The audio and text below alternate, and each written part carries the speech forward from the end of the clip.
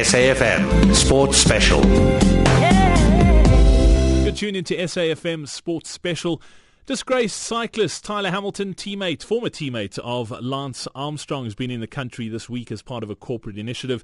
And on Thursday, he took part in a cycle in conjunction with the South African Institute for Drug-Free Sport out in the cradle of humankind on the west rand of Johannesburg. And I managed to catch up with Tyler Hamilton, and this is what he had to say. I remember as a kid growing up watching the tour, watching yourself, watching Lance, and that was where my love for cycling came from. Beautiful sport. It's been tainted from that period of everything that was going on. You've written about it extensively in your book, and a lot of people have read your book, and a lot of people have heard the story of what happened. But how do you feel? I mean, you say it's a beautiful sport, but you were involved in that era that's tainted the sport. Yeah, I mean, and it was, what era was it? When did it start and when did it stop? Well, the truth of the matter is you were there. So, I can't answer that question. You know it better than I do. From when I arrived in 1997 at that top two, it was in full swing, trust me. And from what I hear, when Lance Armstrong arrived in 1993, it was in full swing. So it did, I've heard stories about the 80s. I've even heard stories about the 70s. So, yeah, it had been happening for a while. Obviously, I mean, in my opinion, it got way over the top when I was there. I mean, I think if there was a pinnacle of doping and cycling, it was, during my years, that's for sure. And it was like an arms race. It felt like an arms race. That sort of leads on to the next question. You were saying, where does it start? Where does it end? Has it ended? Well, I think we all know it hasn't, because based on, this year we still have positive tests out there. And, and typically not all the dopers are getting caught. So if 3 or 4 get caught in the Giro d'Italia, what does that mean? I don't know.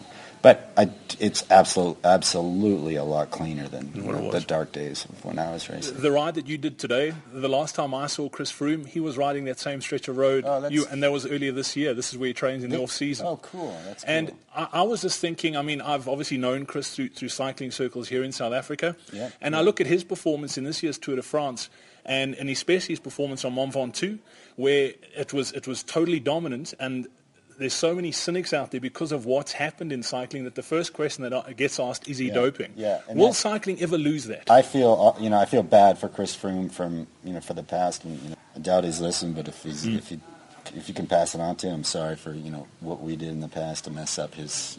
He should be able to really enjoy this time in his life. And obviously, he's enjoying it, but he's probably getting this question a lot. And, unfortunately, that's the reality. That's where we are today.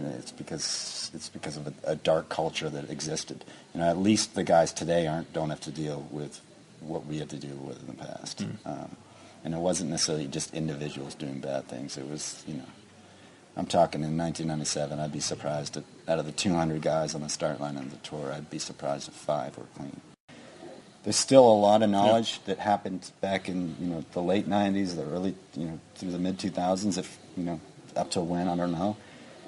We need more guys to talk. We need more people coming out, telling the truth, naming names. It's unfortunate, but you know what? Like, if you care about the sport of cycling, if you're selfish and you just care about yourself, keep your mouth shut. But if you care about the sport of cycling and care about its future, you should talk about it. Can I ask you 2 questions? Yes, no answers. That's all I want. Yeah.